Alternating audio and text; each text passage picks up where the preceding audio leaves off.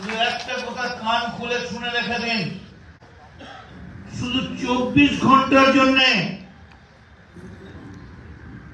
24 ঘন্টার জন্য মমতা বন্দ্যোপাধ্যায় যদি ঘোষণা করে দেন যে আমি আমার কামারহাটির টিএমসিটা বন্ধ করে দিলাম, কামারহাটিতে টিএমসি নেই, বাড়িতে থাকতে পারবেন না, টিএমসি নেতাদের পায়ের তলায় গিয়ে। কি ভাবছেন আপনারা নিজেদের? হরিদাস পাল কি ভাবছেন নিজেদের? আমি দায়িত্ব নিয়ে বলতে পারি, এখানে আমি জানি না অন্য কোথায় কে কি বলবে, এখানে যারা আছেন তার অন্তত 40% তৃণমূলের দেওয়া চাকরি পেয়েছে, এর মধ্যে 40%। দর্শক শুনলেন, মদন মিত্র টিএমসি এমএলএ, প্রাক্তন মন্ত্রী রাজ্যের, উনি এই কথা বলেছেন। দুটো কথা এখানে, একটা হচ্ছে যে তৃণমূল কংগ্রেসের জামাটা যদি খুলে নেওয়া হয় তাহলে বাড়িতে থাকতে পারবেন না, মানে যারা নেতা কর্মী রয়েছেন তাদের উদ্দেশ্যে বলেছেন পাড়ার কুকুরও কামড়াবে, বাড়িতে থাকতে পারবেন না, আর মানে উপরে যারা আছেন নেতা নেত্রী তাদের পায়ে পড়তে হবে। এটা আমি যেটা শুনলাম, যতটা শোনাতে পারলাম তার বাইরেও আমি অনেক জায়গাতে শুনছি আর কি, মিডিয়াতে এইসবও নাকি বলেছেন। এটা একটা। আর দ্বিতীয় যেটা বলেছেন যে এখানে যারা আছেন তার 40% তৃণমূল কংগ্রেসের দেওয়া চাকরি বা দয়াতে চাকরি পেয়েছেন, অথচ কাজ করবেন না, এটাও বলেছেন। যারা চাকরি পাননি তারা দলের জন্য কাজ করছেন নিঃস্বার্থে, অথচ যারা চাকরি পেয়েছেন তারা কাজ করছেন। অ্যাকচুয়ালি দলের লোকজনদের উদ্দেশ্যে কথা বলতে গেছেন, বলতে গিয়ে দুটোই সত্য কথা উনি কিন্তু বলে ফেলেছেন, দুটোই সত্য কথা। যে তৃণমূল কংগ্রেসের জামাটা খুলে নিলে বা তৃণমূল কংগ্রেসটা ওই ওয়ার্ডে বা কামারহাটিতে বন্ধ করে দিলে তাহলে কেউ বাড়িতে থাকতে পারবেন না, পাড়ার কুকুরও কামড়াবে। এটা কেন খাঁটি সত্য কথা বলছি, এটাই কিন্তু হবে, এটাই কিন্তু হবে। তৃণমূল কংগ্রেস চলে গেলে দেখবেন সত্যিই যারা মাতব্বরি করছেন আজকে তারা বাড়িতে থাকতে পারবেন না, তারা বাড়িতে থাকতে পারবেন না, এই রকমই পরিস্থিতি হবে। মদন মিত্র অনেকে বলেন যে যাতে বলবো, বসিয়ে নেবেন কথাটা, যাতে অমক তালে ঠিক। তো এই তালটা কিন্তু এদিক দিয়ে ঠিকই বলেছেন যে তৃণমূল কংগ্রেস চলে গেলে বা বন্ধ করে দিলে, ওখানে উনি বলেছেন যে ওখানে যদি ইউনিটটা বন্ধ করে দেওয়া হয়, মানে তৃণমূল কংগ্রেস যদি না থাকে তাহলে কেউ থাকতে পারবেন না বাড়িতে, পাড়ার কুকুর কামড়াবে। এটা খাঁটি সত্য কথা, উনি যে উপলব্ধি করেছেন এটা কিন্তু 100% সত্য।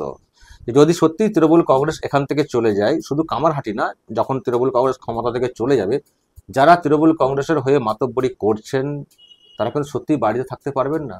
শুধু ওই কামারহাটির লোকেরা না, যিনি বলছেন তিনি কিভাবে থাকবেন ঠিক করবেন, বা কালীঘাটে যারা আছেন যারা মাতব্বরি করছেন তারাও কি করে মাতব্বরি করবেন থাকবেন, তাদের কথাও ভাবতে হবে। তৃণমূল কংগ্রেস এমন একটা দল, আমি আপনাদেরকে বলতে পারি দর্শক, আজকে আমি একটু গ্রামের বাড়িতে আছি, আমি আপনাদেরকে বলতে পারি যে মানে কালকে ঈদ তো, যেটা বাড়িতে এসছি আর কি। তো যাই হোক, আমি বলতে পারি আজকের দিনে, ঈদের আগের রাতে আমি পরিষ্কার বলে দিতে পারি, যেদিন দেখবেন তৃণমূল কংগ্রেস ক্ষমতা থেকে চলে গেছে না, এই তৃণমূল কংগ্রেসকে আর দেখবেন খুঁজে পাওয়া যাবে না। যতই নেক্সট জেনারেশন তৈরি করার চেষ্টা করুন মমতা ব্যানার্জি ওনার ভাইপোকে দিয়ে, কিন্তু ওই ভাইপো আর তৃণমূল কংগ্রেসকে টানতে পারবেন না, চলবে না তৃণমূল কংগ্রেস। আর ভাইপোর কত দম সে তো আমরা বুঝে গেছি। ভাইপো তো 21 ভোটের পরে বলেছিলেন যে আমাদের এই দল দেশের কোনায় কোনায় পৌঁছে যাবে, জোড়াফুল চিহ্ন। 5টা বছর তো চলে গেল, কি করতে পেরেছেন ভাইপো? কি করতে পেরেছেন? কতটা বিস্তার করতে পেরেছেন তৃণমূল কংগ্রেসকে? পিসি যেটুকু করে রেখেছেন তারই ভাঙিয়ে খাচ্ছেন, কিছু করতে পারেননি। তো মমতা ব্যানার্জি চলে গেলে, তৃণমূল কংগ্রেস চলে গেলে ভাইপোর নেতৃত্বে দল আবার টিকে থাকবে, এত বেশি ভেবে ফেলবেন না, এত বেশি ভেবে ফেলবেন না।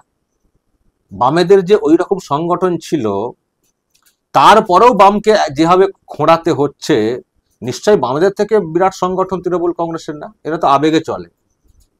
সুতরাং এই দল ক্ষমতায় চলে যাওয়ার পরে থাকবে, টিকে থাকবে, এটা ভাবাটাই হচ্ছে দুঃস্বপ্নের, ভাবাটাই হচ্ছে অন্যায়। এবং যারা দল করছেন দেখবেন তারা বাড়িতে থাকতে পারবেন না, এতটাই তাদের প্রতি মানুষের ক্ষোভ আছড়ে পড়বে।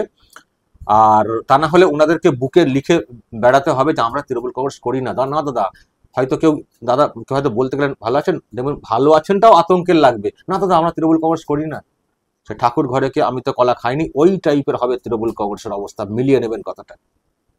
ফলে মদন মিত্র এই উপলব্ধিটা ঠিকই করেছেন, তৃণমূল কংগ্রেসের জামা খুলে নিলে পাড়ার কুকুরগুলোও কামড়াবে, থাকতে পারবেন না বাড়িতে। খাঁটি সত্য কথা, খাঁটি সত্য কথা। উনি হয়তো ওনার ওই লোকাল লোকেদের উদ্দেশ্যে কিছু বলেছেন, ওনার পলিটিক্যাল স্বার্থে হতে পারে, কিন্তু ওটা কিন্তু বাস্তব সত্য, শুধু কামারহাটি না গোটা রাজ্য জুড়ে, এটা এক।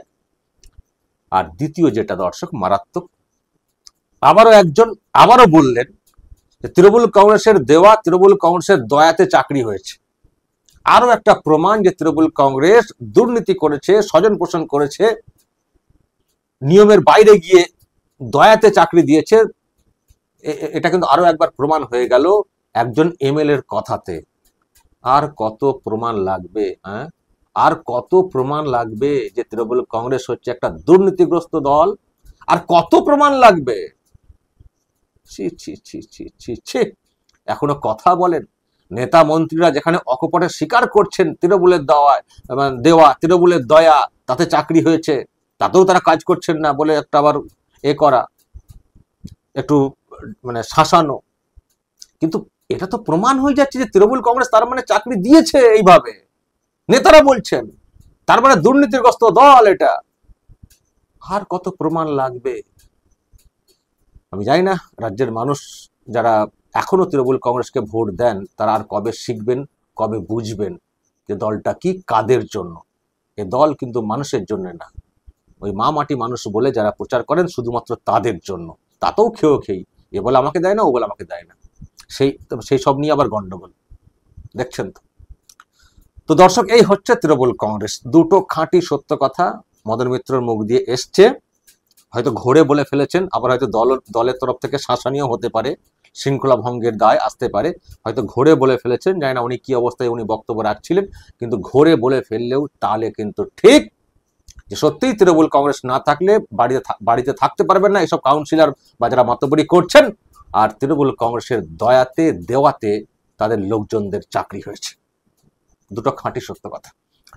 দর্শক বলবেন এরপর কি করা উচিত, এরপর কি করা উচিত, আর কত প্রমাণ লাগবে? যারা এখনো তৃণমূল কংগ্রেসের প্রতি সিম্প্যাথি দেখানোর চেষ্টা করেন তাদের উদ্দেশ্যেই বা কি বলবেন?